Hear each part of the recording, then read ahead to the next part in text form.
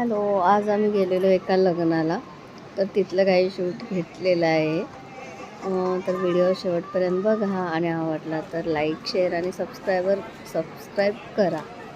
ही गावाकडची लग्न शक्यतो मुंबई पुण्याच्या लोक खूप मिस करतात, तर बघत राहा शेवटपर्यंत.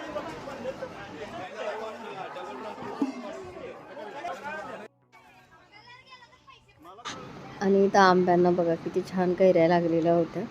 झाडाच्या गार सावलीला म्हैस बांधलेली होती, वराडी सगळी तिथे बसलेली होती. इथं आमचं पिल्लू बघा. आणि हे ना पाणी साठवण्यासाठी असं सिमेंटचं हे केलेलं असतं आणि ऊन होत.